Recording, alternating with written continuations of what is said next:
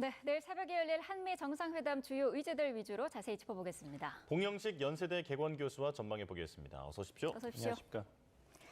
자, 지금 이재명 대통령은 미국에 도착을 했고요. 2박 3일간 빡빡한 일정을 갖게 됩니다. 어쨌든 가장 관심은 내일 새벽에 있을 한미 정상회담인데 그 외에도 교수님께서 혹시 좀 집중적으로 보고 계신 일정이 있을까요?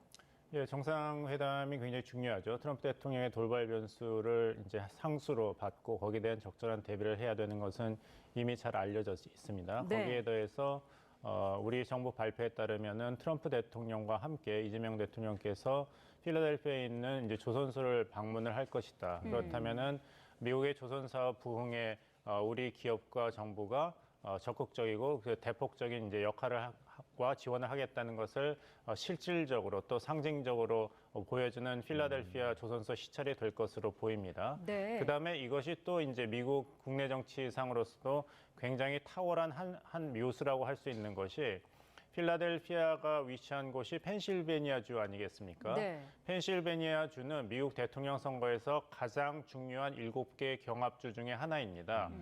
미국 대통령 선거는 선거인단 과반수 539명 중에 270명을 확보해야지 승리하는데요.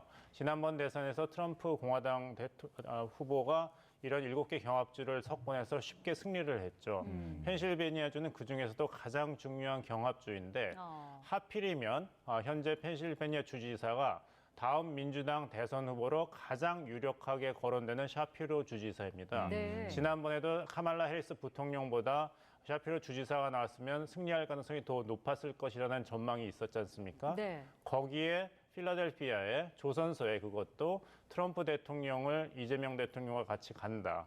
그렇다면은 마가 미국을 다시 위대하게 만들겠다는 지지층에게도 굉장히 긍정적인 메시지를 보이면서도 이재명 정부가 트럼프 정부의 이런 적극적인 지원을 한다는 메시지도 효과적으로 이제 전달할 수 있는 두 가지 효과가 있습니다. 예. 네. 자, 이제 세부 사항을 하나씩 짚어봐야 하는데 그 전에 교수님께서 개괄적인 의견이 어떠신지 궁금한데요. 이번 한미 정상회담 기대가 큽니까? 우려가 큽니까? 우려가 굉장히 큽니다. 트럼프 대통령의 이제 돌발 변수가 있기 때문에 이제까지 한미 정상회담 중에서 가장 우려가 컸던 회담이라고 한다면은 소위 반미주의자로 낙인이 찍혔던 당시 2003년에 노무현 대통령과 테러와의 전쟁을 위해서 미국 우선주의를 표방했던 조지 W. 부시 대통령과의 첫 번째 한미 정상회담이 해당이 되겠습니다. 하지만 당시에 노무현 대통령이 효과적으로 부시 행정부와 이라크 파병 문제라든지 한미동맹의 업그레이드에 관해서 좋은 의견을 나누었습니다. 근데 이번은 그것보다도 더 어려운 한미 정상회담이 될 것 같고 네. 그 근원에는 이재명 대통령을 신뢰하지 않는 미국의 그 전반적인 분위기에 있습니다. 친중 좌파 정권이 등장했다고 미국 언론들이 보도했지 않습니까? 지난 대선 결과. 예. 이재명 대통령 입장에서는 굉장히 이거 억울한 상황이겠지만 현실은 현실입니다. 따라서 이번에 굉장히 긍정적인 첫 인상을 남기고 트럼프 행정부가 적어도 이재명 정부의 실용 외교를 신뢰하고 같이 일할 수 있다는 정도의 확신을 받을 수 있다면 성공한 회담으로 볼 수 있겠는데 문제는 미국 측의 요구사항이 굉장히 많다는 것입니다. 그리고 가변성이 많기 때문에 네. 실무진에서 정상회담 전에 합의를 끌어내지 못했다는 것이 굉장한 부담으로 작용하고 지금 언론에서는 뭐 정상회담 그 취소까지도 거론하면서 미국 측에서 압박을 하고 있기 때문에 예. 아시겠습니다만 이제 비서실장까지 그리고 조현 외교장관도 일본 일정에 참여하지 않고 미국에 갈 정도로 굉장히 그 엄중한 시점이라고 말씀드리겠습니다. 예. 네, 어려운 회담이 될 거라고 전망을 해주셨는데 논의할 내용의 무게감뿐만 아니라 트럼프 대통령의 스타일도 고려를 좀 많이 해야 될 것 같거든요. 이번 회동에서 가장 이재명 대통령 입장에서 중시해야 될 어떤 포인트라던가 그런 게 있으면 어떤 게 있을까요? 트럼프 대통령이 잘못된 이야기를 하더라도 그것을 그 자리에서 고치거나 할 필요가 없다는 것이죠. 네. 트럼프 대통령이 트럼프 대통령으로서 행동하고 말하게 그냥 놔두는 것이 가장 안전하면서도 효과적인 대응 방법이 아닌가 생각합니다. 저기 뭐 미국 전문가 이야기도 나오고 있습니다만 트럼프가 편안하게 트럼프로서 하고 싶은 이야기를 하게 하는 것이 이재명 대통령으로서는 성공적인 실질적인 성과가 있는 한미 정상회담을 만드는데 좋은 전략이라고 보고 네. 트럼프 대통령이 발언한다는 것이 모두 한미 정부 간에서 공식적으로 합의한 것은 아니라는 점을 우리 국민들도 염두에 두고 트럼프 대통령의 발언이라든지 비단 이번 정상회담 일정 기간에 나오는 말뿐만 아니고 네. 정상회담이 끝난 다음에도 미국 정부에서 이런저런 얘기가 나올 텐데 그것이 정말 정부 간에 공식적으로 합의한 내용은 아닐 수 있고 네. 큰 틀에서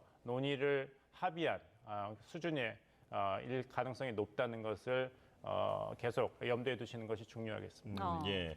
앞서 교수님께서 미국 정부가 이재명 대통령에 대한 신뢰가 지금 이제 부족한 점이 가장 큰 어떤 걸림돌이다라고 네네. 말씀을 해주셨는데 그런데 미국보다 일본을 먼저 이재명 대통령이 방문하지 않았습니까? 이에 대해서 루비오 장관도 조현 장관을 만나서 현명한 선택이다라고 평가를 하기도 했는데 이런 한미일 협력 의지를 보여줬다라는 점 이런 부분은 미국에 어떻게 적용이 될까요?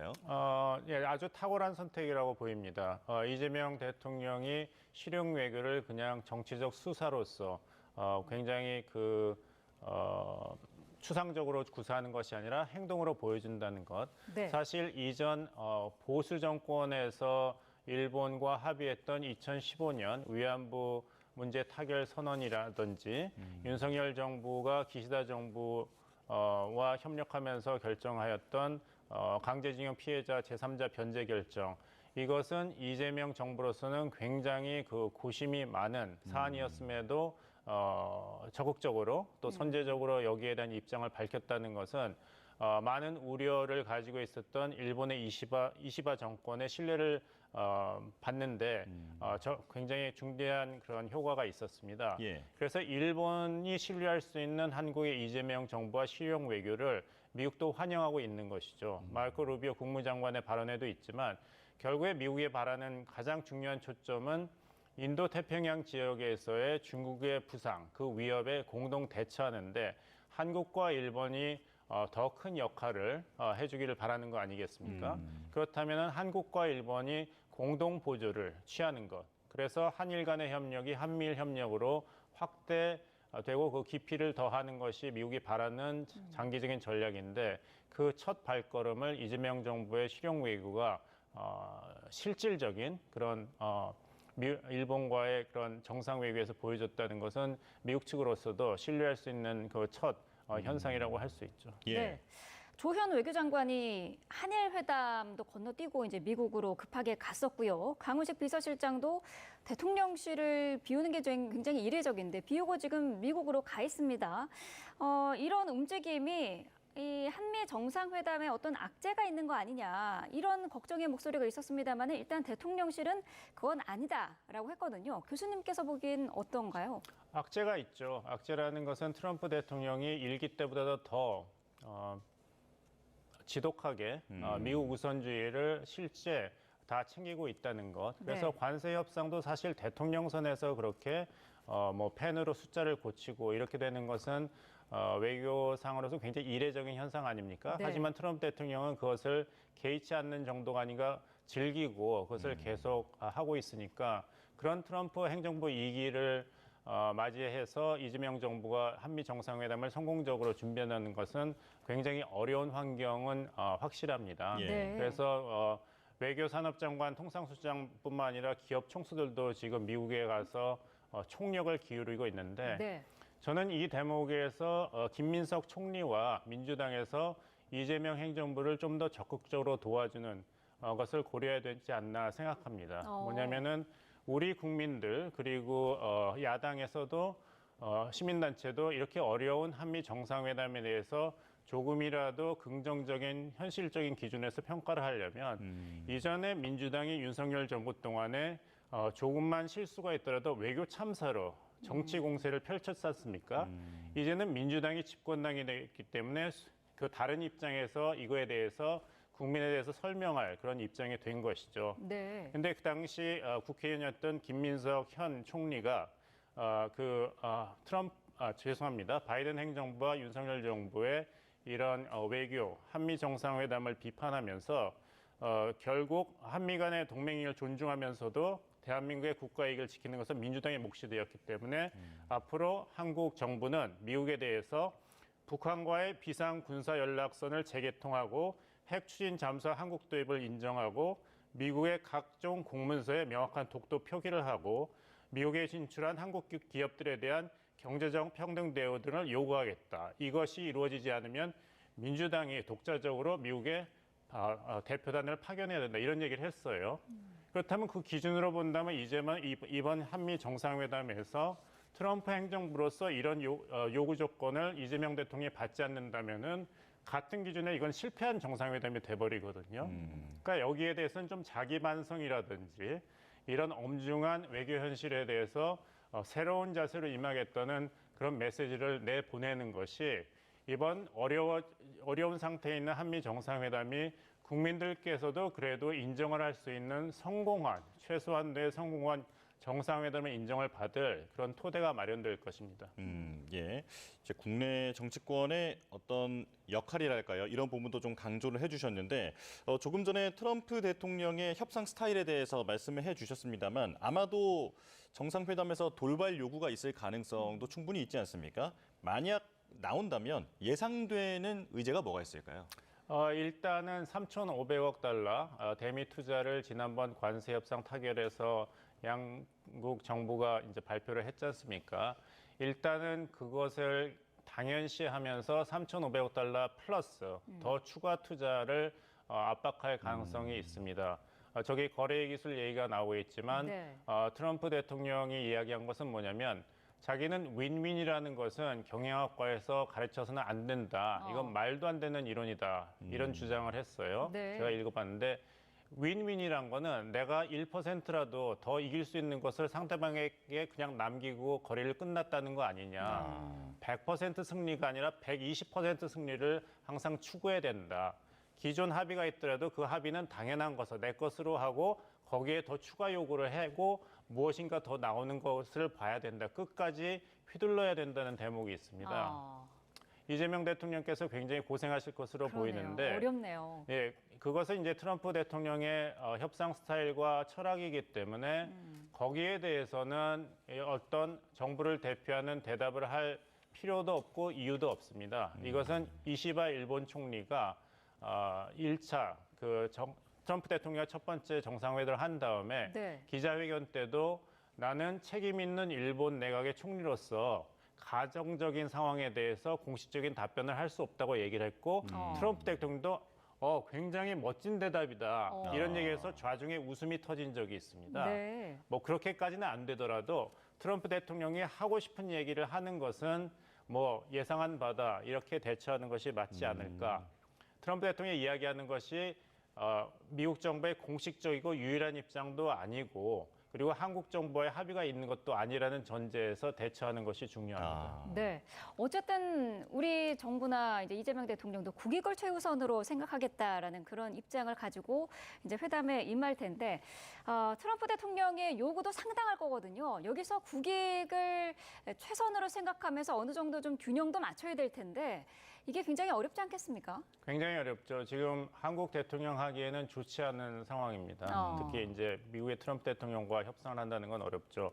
아까 어떤 돌발 변수가 나올 거냐 했을 때 제가 3,500원 대미 투자에 대한 이야기만 했지만 추가적인 한국의 농수산물이라든지 디지털 그렇죠. 마켓, 시장 개방 이야기는 꺼내지도 않았지 않습니까? 그다음에 동맹의 현대화라는 명목하에서 대만 해협 그리고 대중국 견제에 한국도 직접적인 기여를 한다는 것을 명시적으로 확인하라는 요구도 있을 것이고 네. 이 리스트가 끝이 없고 그리고 이런 트럼프 행정부의 대한국 정책은 이번으로 다 결말이 지어지지 않고 이번 한미 정상회담이 이런 말씀을 드리기는 좀 그렇습니다만 시작에 불과합니다. 앞으로 남아있는 3년 반 남짓 트럼프 임기 중에서는 계속 이어질 것이기 때문에 이번으로 끝나는 것이 아니다. 이것이 좋은 뉴스일 수도 있고 나쁜 뉴스도 있습니다.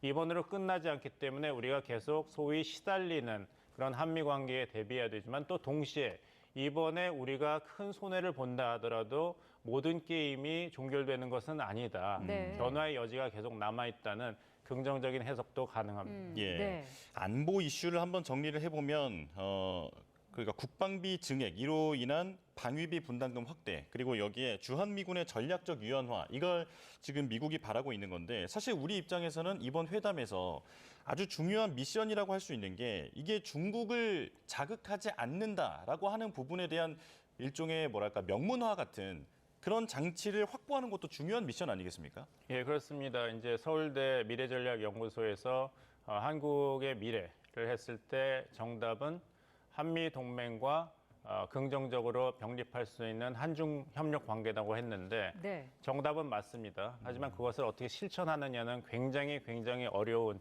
고기에 해당하는 것이고 예. 하지만 이러한 미국의 요구는 오늘만의 문제가 아니라 사실 트럼프 문재인 때 시기에도 그랬고 바이든 문재인 시대 그리고 바이든 윤석열 시대도 계속 제기되었던 문제입니다. 그 강도가 달라진 것이기 때문에 이번에 이재명 정부가 한미 정상회담에서 이러한 미국 요구에 소위 성공적으로 방어했다고 한다면은 두 가지 면을 저희가 주목할 필요가 있겠습니다. 예.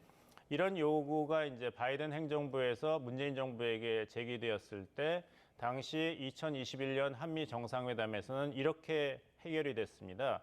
그때 공동 성명에서 그 대만 해협의 안정과 평화는 중요성을 양국 정상이 강조하였다.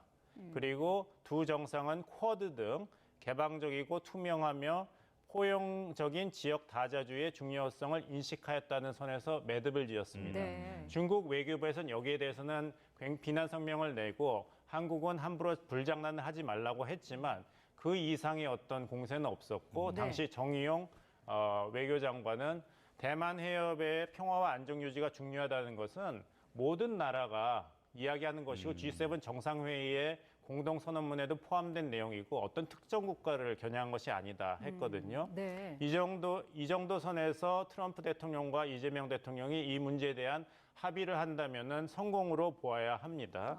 두 번째, 동맹의 현대화라든지 주한미군의 이제 전략적 유연성.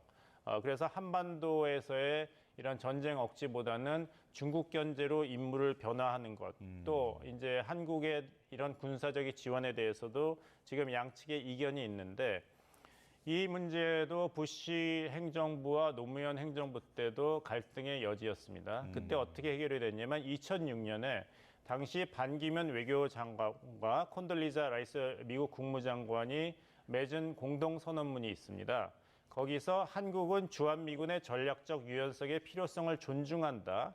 하지만 또한 미국은 전략적 유연성의 이행에서 한국이 한국 국민의 의지와 관계없이 동북아 지역 분쟁에 개입되는 일이 없을 것이라는 한국의 입장을 존중한다고 선을 그었습니다. 이 정도의 합의가 트럼프 행정부로부터 나온다면은 네. 굉장히 성공한 이재명 정부의 첫 번째 한미 정상회담이라고 이야기할 수 있겠습니다. 네. 하지만 확률이 어떨지는 좀 두고 봐야겠습니다. 단어 하나하나 좀 아슬아슬한 줄타기가 아슬합니다. 계속 될 것 같습니다. 이번 그 미국행의 국내 대기업 총수들도 경제사절단으로 동행을 하지 않았습니까? 미국의 어느 정도의 투자 보따리를 풀어놓을지도 관심인데 어쨌든 미국 입장에서 가장 관심 있는 부분은 조선업 관련 부분이지 않습니까? 이 마스가 프로젝트인데 이 부분은 어떻게 전망하세요? 굉장히 현명하고 효과적인 한 수였다고 보입니다. 네. 한국 측에서 이제 관세 협상을 할 때 미국의 마가 운동과 트럼프 행정부의 이런 미국 제조업 부활에 대해서 한국이 실질적으로 기여할 수 있는 분야를 아주 명확하게 집어준 것인데 네. 문제는 이것이 틀렸다는 것이 아니라 트럼프 대통령과 그 트럼프 정부가 원하는 게 너무 많다는 것입니다. 네. 그러니까 이제 내 것은 내 것이요, 네 것은 내 것 하는 식으로 이거는 당연하고 거기에 더해서 3,500억 달러 투자 플러스 더하라는 요구가 나올 가능성이 있고 네. 또 3,500억 달러 대미 투자도 적어도 50% 이상은 미국 직접 투자, 즉 돈이 들어가는 것이죠. 뭐 이렇게 보증을 한다는 것이 아니라 네. 지금 당장 현금으로 이런 식으로 요구해 올 때 이것에 대한 대답을 해야 되는데 이것은 아무래도 기업의 몫이 되기 때문에 한국 기업 총수들이 이런 총력적 차원에서 지금 워싱턴으로 달려간 것이 아닌가 싶습니다. 예. 네. 자, 그리고 원자력 관련해서도 아마도 양쪽에서 충분히 물밑에서 대화를 나눈 것으로 지금 보도가 되고 있는 상황인데 그 웨스팅하우스 합의 관련한 내용도 포함되고 그리고 한미 원자력 협정 개정까지도 언급이 되고 있거든요. 내용을 좀 정리를 해주실까요? 지난번 개정된 한미 원자력 협정에 따르면은 미국의 동의가 있으면은 한국이 20% 미만 우라늄 농축을 할 수 있습니다. 예. 근데 독자적인 우라늄 농축이 꼭 한미 원자력 협정이 개정돼야만 되는 것은 아닙니다. 여기에 많은 오해가 있는데 네. 한미 원자력 협정은 한국과 미국 간의 원자력 협력에 관해서만 해당이 되기 때문에 한국이 독자적인 기술이 있거나 아니면 미국 말고 다른 나라의 기술과 원료를 가지고 농축을 하면은 할 수 있습니다. 그래서 한국 측에서는 독자적인 우라늄 농축 능력을 그동안 개발하는 것보다는 여러 가지 어려움이 있으니까 한미 원자력 협정의 이런 조항을 핑계 삼아서 노력을 안 해온 경향이 분명히 있습니다. 예를 들면 이명박 정부 때 이 한미 원자력 협정을 개정하면서 앞으로 그 건식 처리, 파이로 프로세싱에 대해서 한국과 미국이 연구 협력을 하겠다고 했습니다. 네. 그 이후에 실무 협상이 한 번밖에 열리지 않았습니다. 지난 10년 동안에. 즉 한국의 의지가 중요한 것이지 이거 한미 원자력 협정 때문에 우리가 못하는 것 이것은 올바른 전적인 대답은 아니기 때문에 정말 한국이 원한다면은 농축도 그다음에 재처리도 미국에 의지하지 않고 할 수 있는 길이 있지만 문제는 정치입니다. 지난번 국민의힘 대선 후보 토론 때에도 나왔지만 그런 핵 폐기물을 처리한다면은 그것을 어디다 둘지 이것은 굉장히 첨예하고 어려운 정치적인 해결이기 때문에 당시 국민의힘 측에서 핵 무장론이라든지 핵 능력 보유를 이야기했던 분들이 본인의 지역구라든지 서울이라든지 대구에 그 폐기물 처리장을 설치하겠다는 대답은 할 수가 없었거든요. 미국도 이것을 알고 있기 때문에 한미 원자력 협정 개정에서 한국 측의 요구가 있더라도 한국 측이 이런 정치적인 환경 때문에 적극적으로 협상에 임하지 못한다는 것을 잘 알고 있습니다. 따라서 이번에 여기에 대해서 트럼프 대통령이 덕담을 줄 수 있지만 네. 결국에 이 원자력 협정 개정의 결정권은 백악관이 아니라 국무부도 아니고 에너지부도 아니고 미국 의회가 결정하는 것입니다. 따라서 트럼프 대통령 입장에서는 한국 정부와 국민에게서 좋은 얘기는 다 해주고 나중에 이루어지지 않더라도 책임질 여지가 없기 때문에 그렇게까지 큰 기대를 할 수 없는 그런 사안이고 이런 얘기를 지금 이재명 정부 하는 것은 네. 그만큼 미국 측의 압박이 심하기 때문에 한국 입장에서는 그중에 일부만을 들어주더라도 우리 입장에서도 다 양보만 한 것은 아니다. 전작권 전환도 우리가 받아왔고 원자력 협정 개성 논의도 개시도 아닙니다. 개시 선언까지도 받아왔다는 식으로 대국민 메시지를 만들기 위해서 고심하고 있는 것이 아닌가. 따라서 이 새벽에 있을 한미 정상회담이 그 긍정적인 분위기는 아닌 것을 다시 반영하는 이재명 정부가 얼마나 어려운 처지에서 노력을 하고 있는가를 반증하는 또 하나의 예가 아닌가 싶습니다. 네. 알겠습니다. 여기까지 말씀 듣겠습니다. 봉영식 연세대 개건 교수와 함께했습니다. 고맙습니다. 고맙습니다.